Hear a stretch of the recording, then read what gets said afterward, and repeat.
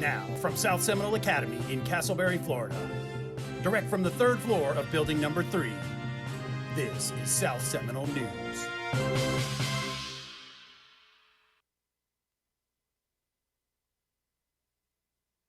Hello, everybody. Welcome back to the South Seminole Lounge. My name is Mr. Miles. I'm joined here with Jenna and also our Seminole Connect students at home. Hello, everybody at home. Because today we are interviewing Mr. Miro for our Teacher Spotlight. Why are we interviewing Mr. Miro today? Because we can't interview him next week. Mr. Miro has made a big announcement. We'll treat it like a press conference. How about at the beginning? Mr. Miro is going to go with a couple of opening statements and a couple of questions after that. Hello, Mr. Miro. Good morning. How are you today? Good, and you? Very good. Thank you. Okay, so before we begin our questions, we have one question from each student here in the lounge and also at home. Do you have anything you'd like to say to those students, past or present, that have heard some shocking news this week?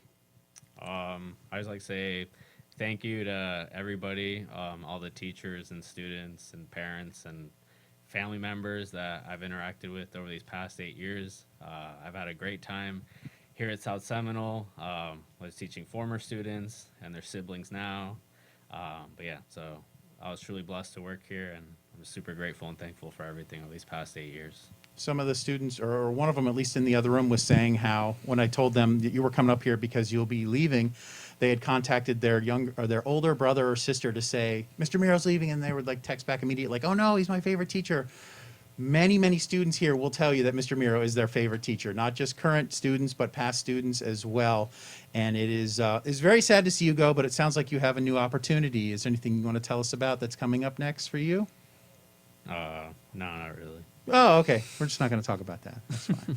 No, Mr. Miro is moving on from here, and he's got future plans that perhaps will come out in a question or two that people are going to ask. But for now, we are going to start out with, actually, we'll do our first question with Jenna. Jenna has a question for us here. We're going to ask Mr. Miro one question per student. Go ahead, Jenna. What's your question? My question is, why are the New York Yankees your favorite baseball team? Oh, going right into sports. Okay. So I'm originally from Puerto Rico.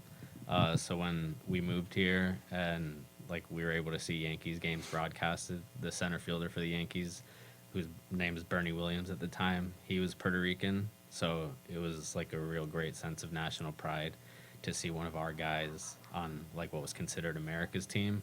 So it was a really good transition. Like, so at the time I didn't speak English, but it was like, it was really inspiring to see that our guy was playing for like America's team.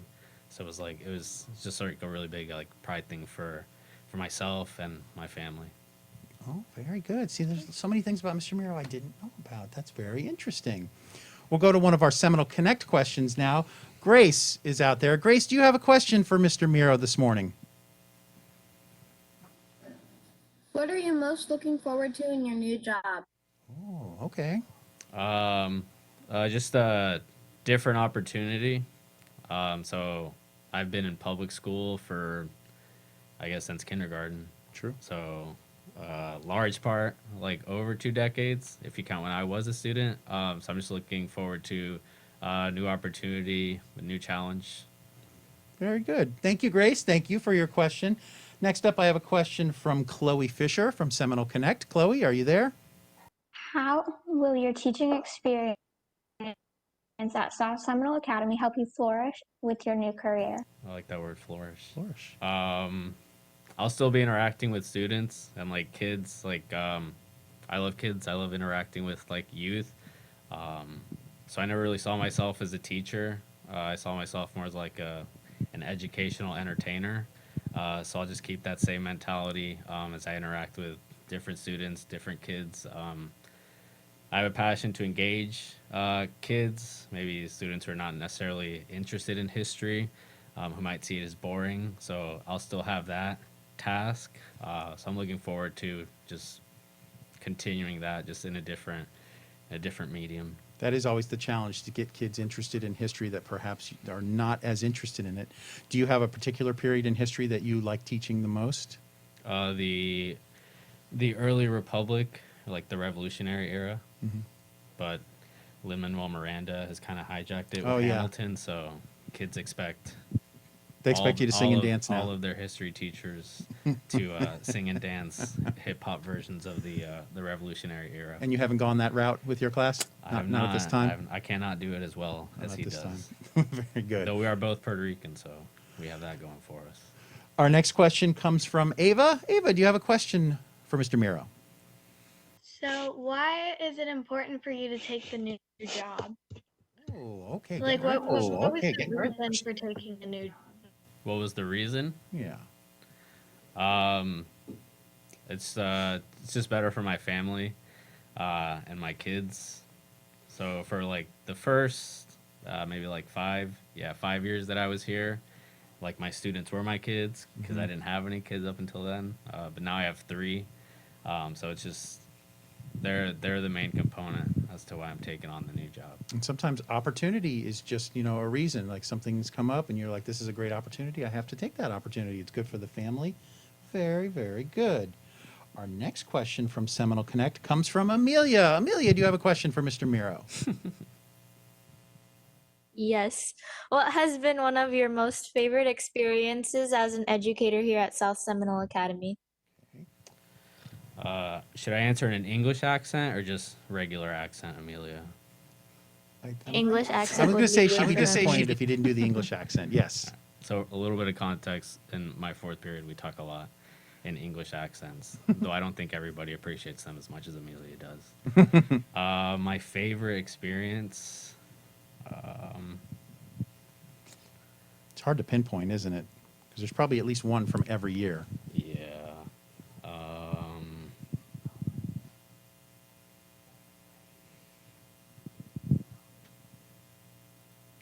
I couldn't pinpoint one. One thing that I love seeing always is seeing the kids how they are in August at the beginning of the school year. And then it's obviously physically they change, emotionally, socially they change, but it's like just seeing that growth with my students who are 8th graders. And then I always try to like mingle in the courtyard. So some of the kids I meet in 6th grade. So it's always rewarding to see them grow up, like moving on. That's a very good example of a favorite thing. And fortunately, I get to experience that a lot because we record everything here. And since Amelia was the one who asked that question, I can say we recently just had our magnet night here where we're telling future 6th graders that are 5th grade right now to come to our school. We're pulling up old clips. And there's Amelia from, 2.5 years ago. And it's like, just look at how much she's changed since then.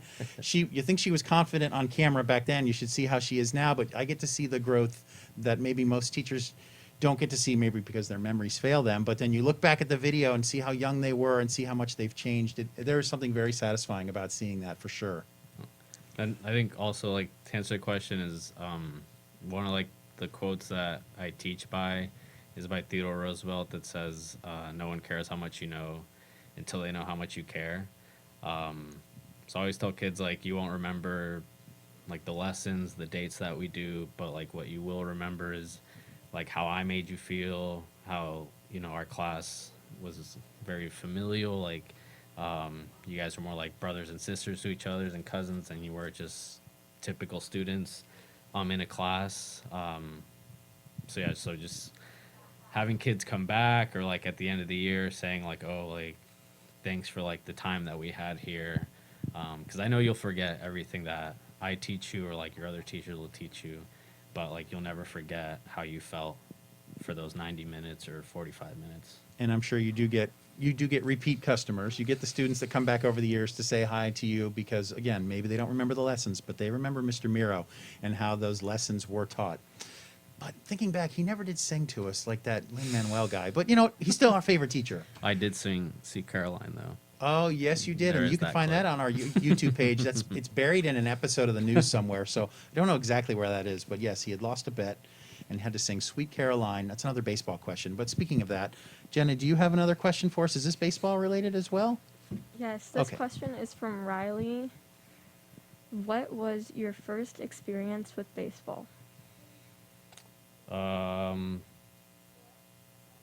see. The apartment complex my dad used to live in, he bought us this like black plastic bat, And so it would be like me and my sister versus my dad and my stepmom, and we would play it like it probably was super hazardous to play in the area. It was kind of like just an empty ditch that well, like it wasn't wet, so it was like dry land. So I remember that fondly, like just playing baseball in that little patch. That's very nice. Next up, we have Haley. Haley, do you have a question for Mr. Miro? What inspired you to join your new job? Sounds like he had mentioned that about his family, but maybe there was a little bit more to that. What inspired you? What inspired you? Like I've always told like my friends and my wife that like whenever I like do something, like I always want to leave on a high. So like I never want to stay because I know I had teachers that originally were like really vibrant and really energetic, and then I ended up remembering them by like, I guess for lack of a better term, how lame they became. Or I would, ask my sister like, "Hey, did Mr. or Mrs. like do this in your class?" And she was like, "No, like they would do this." So it was like to see them be like, "Oh, like it's just kind of like it fizzled out." So I always want to leave my students like on a high with like good memories, as opposed to like, circumstances would change while I'm in the classroom, and then it's just kind of like, you know, remember when Mr. Miro did this instead of like Mr. Miro was this. Very good. So like I know you have, so like Reese, I had Reese for 2 years, and like I never had Riley, but it's like Riley can have like Reese's memories to some extent, or even like I see what you're Genia's saying, memories yeah. type of thing, as opposed to like fizzling out.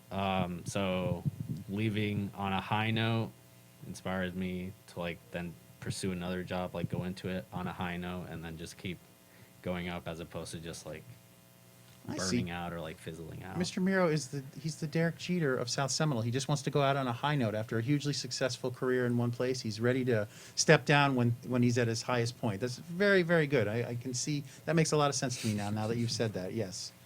That was Haley's question. Our next question comes from Nadia. Nadia, do you have a question for us? What has been your most difficult year at SSA and why? Oh, okay. Difficult year. Ooh, challenging question. So Reese's class, so the kids that are graduating now in 2021, I taught them in 7th grade, and I love that class so much that I selfishly followed them into 8th grade, because like I didn't want to see them go. So like to see them go after 2 years, it was like bittersweet, and like I still keep in contact with those kids, but that was a super difficult year because like 7th grade I could be like bye, and then like the summer would come and then they came back for 8th grade, but seeing them off to high school, like I always joke that like it broke me. Yeah, and So, those yeah. students are the ones that are seniors this year. Yeah. And they'll be graduating high school. He's referring to my daughter, Reese, who is at Lake Howell, and this is her senior year, and she will be graduating. So, yeah, there was that 2-year period. You're at middle school for 3 years, but 2 out of those 3 years, they got to have Miro. So that made their memories at South Seminole pretty darn good, I would have to say. And like Ethan, who's on the news, his brother Garrett. Yeah. We get a lot of brothers and sisters, or brothers and brothers, and they're carrying over. But Ethan, yeah, that's right, as well. Well, that was our last question. Jenna, you asked your 2 questions. Is there anything you want to say to the South Seminole audience as we sign off here to end the interview, that for those students who perhaps aren't going to get a chance to see you before tomorrow? Is there anything you want to say as your final speech here? Just thank you for everything. All the great teachers that have taught here, who are still here, all the faculty, the staff, even down to Johnny and Mike, who clean up after you guys consistently. Everybody's great. Like everybody's always smiling, so I've always loved that. I'd leave you with this: students who I haven't taught, or maybe are Seminole Connect, who have not been in my classroom. Just the notion that comparison is the thief of joy. So as you go on through like your middle school years, don't compare your teachers. Don't say, I wish my teacher would do this because my other teacher does this.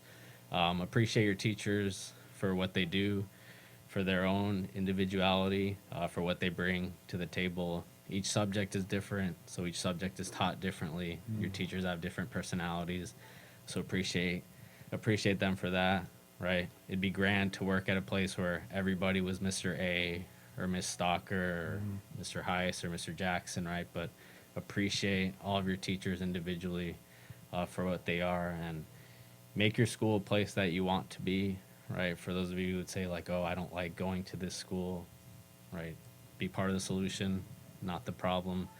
All schools are the same, right? They have the same ability to be great or be bad. But yeah, just make the most of what you are with what you have. And so, yeah, it's a great place to be. So Very good words to appreciate live by. Comparison is the thief of joy. Our final words from Mr. Miro here. Well, thank you for being a part of the South Seminole Lounge today for our Thank you. Teacher Spotlight. You can find this up on our YouTube page. It'll be up there forever for you, and hopefully we'll leave the comment section open, and let's hope they're all good comments. I'm pretty sure they will be, though. We'll monitor those comments closely. But that's Mr. Miro, everyone, here. We hope to see you again next week on the Teacher Spotlight. Have a good weekend. Bye-bye. What's up, guys? Welcome to the Friday Show. I'm All right, Richie. Dick, talking NFL picks for this weekend. Give me your opinions on some of the games that are coming up on Sunday. We've got the Patriots in Buffalo. Patriots 2-4, Buffalo 5-2. What do you think, Richie? Well, New England's struggling with Cam, and Buffalo is not. I mean, they've played good teams, but they haven't really come out too well in those games. But I think Josh Allen could get it done in this one. I got Buffalo. You got predictions? Same. I'm gonna take Buffalo on this one. I'm gonna like take Richie said, Buffalo. the Patriots, they're not doing too good with Cam. Plus, Next up, we got the Rams and the Dolphins. Rams are 5-2. You know the Dolphins are 3-3. The Rams. I got Miami. Tua's starting. He's gonna do some good stuff for How us. important is it that Tua is starting now, finally? It's very important for the franchise. It's gonna bring new fans to the team, and it's gonna hopefully make us a Super Bowl contender in the next 2-3 years. How do we feel about Fitzpatrick? I feel bad for him, but I think he had to know his time was coming. I think it's smart to put Tua in now to avoid, because, you know, around this time of the season, usually Fitzpatrick plays terrible. So I think we're trying to avoid that with Tua. Next up, a really tough game, Pittsburgh and Baltimore. Pittsburgh 6-0. Baltimore's only lost one game, 5-1. Baltimore. You think? You think Baltimore? Yeah. What is? I don't really know that. Baltimore and Pittsburgh. That one will be close. That'll be close. Tennessee Titans are 5-1 this year, and they're going to play the Bengals that are only 1-5. Titans. That used to be my team, so Titans. Titans used to be your team? Henry's going to have a big game, I think. He's going to get back to 100 yards. 100 yards. Yeah. The new Las Vegas Raiders are 3-3. They're going to be playing Cleveland. They're 5-2 this year. Cleveland. Yeah, I agree. Cleveland's a tough team this year. They've lost to two really good teams this year, so I think it's definitely going to be Cleveland with the win. And then the awesomely terrible New York Jets that are 0-7 playing Kansas City 6-1. Kansas City. That's not even a question at this point. That's not really a question. I just wanted to say that the Jets are 0-7. As a Dolphins fan, I'm very happy about that. The Colts are 4-2, and they're going to be playing against the Lions that are 3-3. I like the Colts in this one. I think Phillip Rivers could provide some big stuff in this game. I don't think he's the answer to their quarterback room right now, but I think he'll have a big game and they'll win. Very good. Minnesota Vikings are 1-5, and they're going to play Green Bay 5-1. Green Bay might see some snow this weekend. I don't know. I don't know. I think it's actually going to be... Yeah, I got Green Bay, but I think it's going to be closer than usual. I think Green Bay gets it by like a field goal. The Chargers are only 2-4, but they're playing the Broncos that are also 2-4 this year. The Chargers.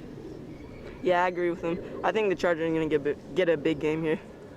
We've got the Saints and Chicago. Saints are 4-2. Chicago's 5-2. Saints. Yeah, I got New Orleans as well. 49ers are 4-3, but Seattle is 5-1. They've been strong. 49ers. I don't know. That's going to be a tough one, but I think San Francisco might pull off the upset. Seattle wasn't able to stop Arizona last week, so I don't think they'll be able to stop the healthy Jimmy Garoppolo either. So this might be the upset of the week? Yeah, probably. All right. The Cowboys 2-5. That makes me laugh. I'm sorry. And the Eagles are 2-4 and 1. I don't even got no more questions for you. I'm out of here. We're down to our last two games.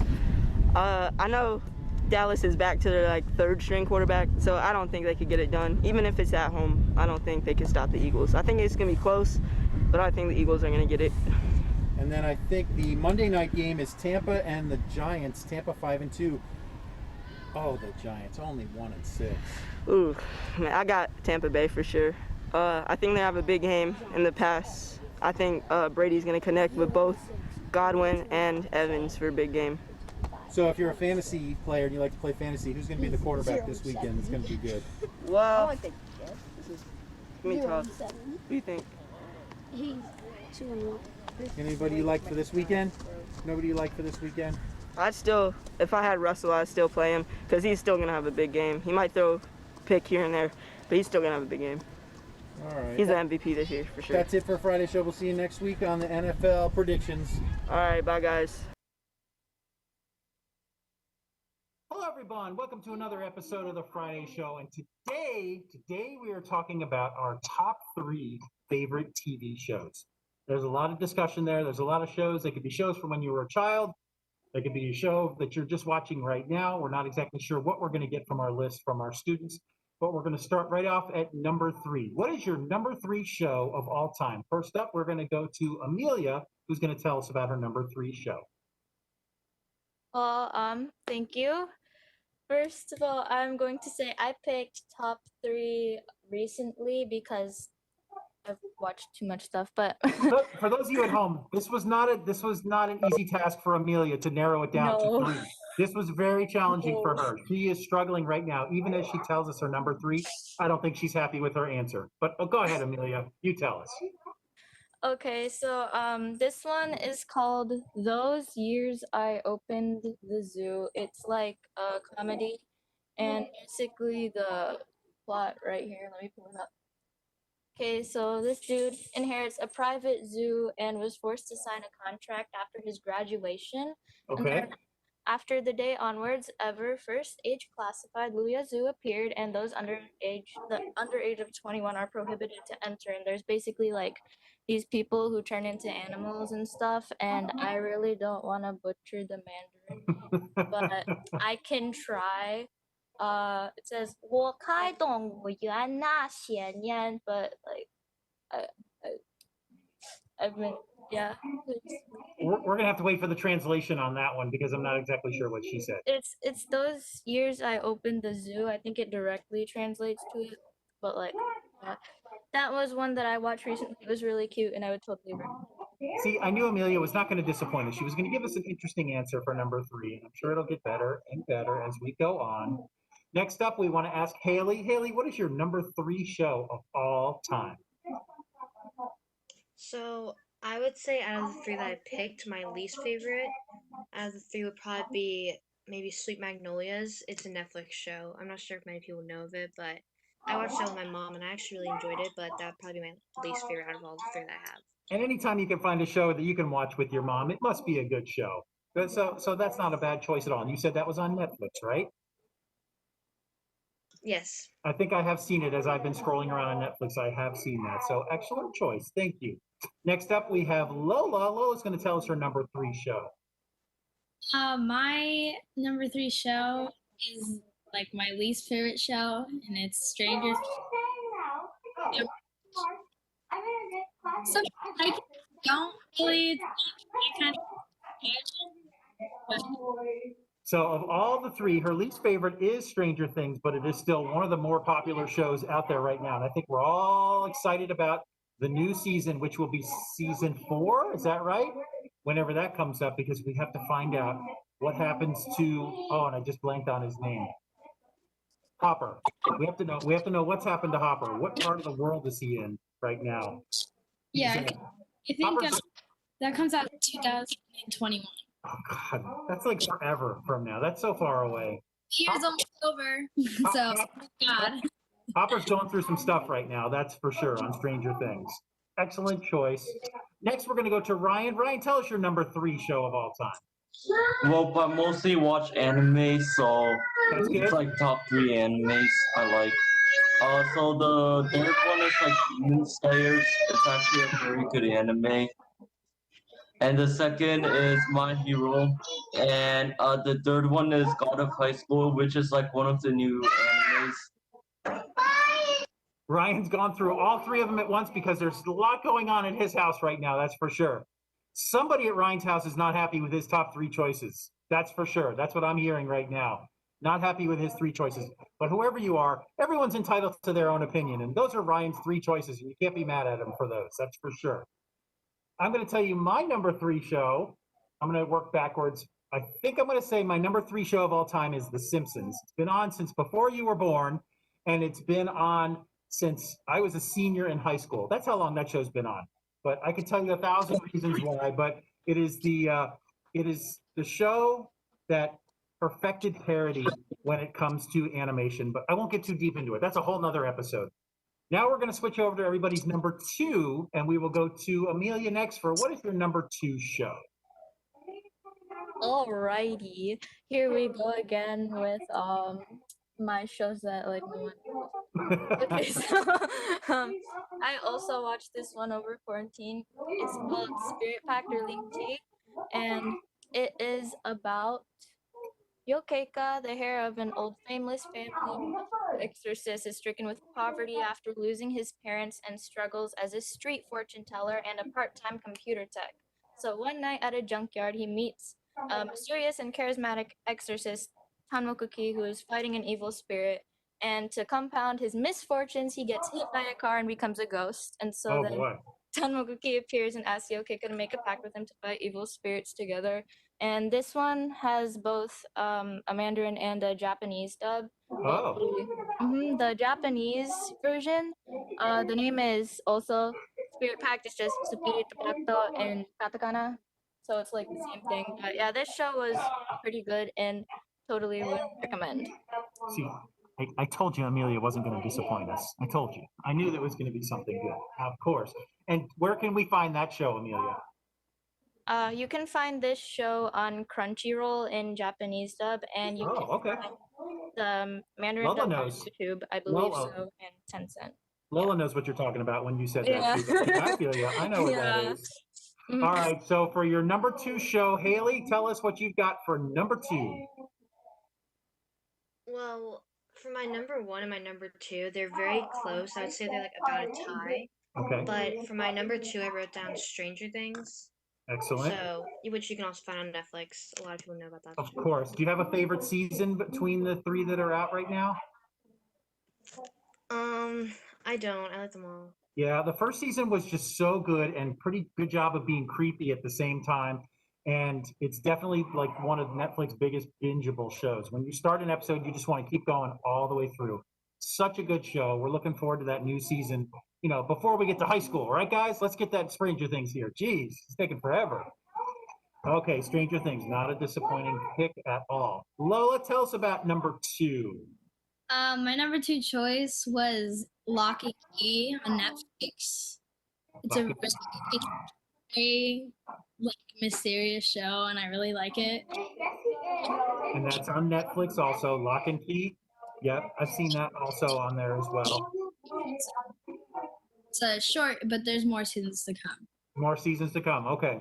Excellent choice from. Now, Brian, we've got all of your picks now, right? You've told us all your picks. Okay, I want to make sure I didn't miss anything. There was a lot of debate going on. It was like the presidential debate going on at Ryan's house just a few minutes ago. But the microphones are on and people were screaming at each other. It was very intense.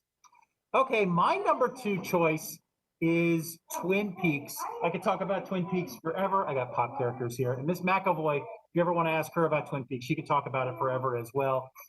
It's on Netflix, and there was a 25-year break between season 2 and season 3. That's how long I had to wait, okay? Okay? That's how long I had to wait. Sometimes you guys have to wait a whole year. Oh, Mandalorian, it's not going to be on for a whole year. Yeah, I had to wait 25 years for season 3 of Twin Peaks, just so you know. Okay, moving on. We're going to move on to Amelia's number 1 show of not all time, but her number 1 show right now, I think over the quarantine is what she's been telling us. So go ahead, Amelia. What's your number 1?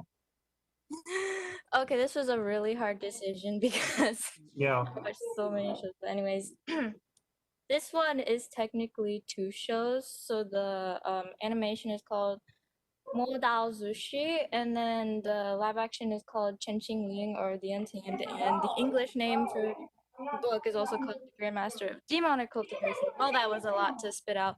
Okay, so say that again. The Grandmaster of Demonic Cultivation. Don't worry, it's like PG-14 or whatever. Wow, very good. That's a long title. Very That good. is a long title, but yeah, the live action is called The Untamed. That one, the live action is on Netflix. It's 50 episodes. Here we go with the big old synopsis. Okay. The one clan holds power over the other smaller families of the Han, Jiang, Ye, and Jin clan. And so during their studies, Wei Wuxian and the Jiang siblings go to study at the Lan sect. And he meets Lan Wangji, a righteous and cold man, and the two go on many different adventures and discover that the one clan is committing evil acts all over the land. Okay. And then they work to try and stop him. And then the families come together and they destroy Wen Chao ruler and his followers. And then Wei Wuxian tries to protect the Wen members from destruction. Then he dies and he falls off a cliff and it's like depressing. And then 16 years later, he's brought back to life in a different body. And then there's multiple murders and then they have to solve the mysteries again. So yeah, that was all I had to spit out. So this is another one of your shows you found during the quarantine? Yes, the animation's really good. The live action's also really good. The book is like 116 chapters long, so I don't know if you'd want to read that. But there's also a webcomic version, on WeComics. Oh, wow. Stuff. But yeah, there's a lot of adaptations. Another excellent choice from Amelia. Thank you. Very well done. Now, Haley said this one is close to her. Number 1 and number 2 are Stranger Things, and now this number 1 she's going to tell us about. They're very close. Well, I changed my number 1. Originally, I had All American, but I thought of another show. I remembered another show that came out during quarantine, and I loved it. It's called Outer Banks. I'm not sure. It's not exactly the best rating, but I mean, like PG. So some people might have to ask their parents if they're allowed to watch it. But good. I really love that show, and sadly, it was only 10 episodes. But they're coming out with the season 2. Also, like my third choice, which was Sweet Magnolias. And where can you find Outer Banks? Where can you find Outer Banks? Netflix. Outer Banks is also available on Netflix. Thank you, Haley. Excellent choice. Check with your parents first, of course. Okay, here comes Lola's number 1 choice. Here we go. My number 1 choice is The Simpsons. Oh! Because I've been watching that show for like ever since I was like 5. Yes. And I loved it, and so that's the first ride I want to go. I'm like, I want to go on the Simpsons ride, and I have like a bunch of Simpsons merch and everything. And I actually just rewatched season 25 to 30. Oh, wow. A couple days ago. That is the one great thing. One of the many great things about Disney Plus is every single episode of The Simpsons. I don't know how many hours that adds up to, but that's 30 seasons, times about 22 episodes per season plus a half hour. It's just like hundreds and hundreds of hours if you ever wanted to watch all The Simpsons. It's fantastic. I'm so happy to hear Lola pick The Simpsons. That makes me so happy to hear that. And now, once again, we heard from Brian on his top 3. I had The Simpsons down as number 2, and my number 1 show of all time, I'm going to say, is MASH.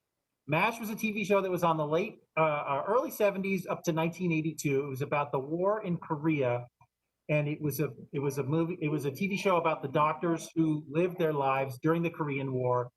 Your parents have probably heard about MASH. Your parents know what MASH is, but it is one of the more highly acclaimed shows of all time, and it's always been one of my favorite shows because it could make you laugh, it could make you cry, and it's just that it's for those 2 small reasons. It's my favorite show of all time. You can always find it. It's been in syndication since 1972, since it went on the air. But let's not talk about me. Let's talk about you guys. Okay, we've just got a couple of minutes until the bell is going to ring. Next time we see you guys, we're going to pick another top 3 list with my 8th period Leadership Academy class from home. Everybody wave goodbye and thank you for your choices. Can I say something real quick? Of course, Amelia. Amelia's going to wrap it up for us. Yes. Dragon Ball should have made it on this list. Sorry, people. But it was because I only limited her to 3 shows. It's tearing her apart. That was Dragon Ball did not make the list. A whole year in 6th grade.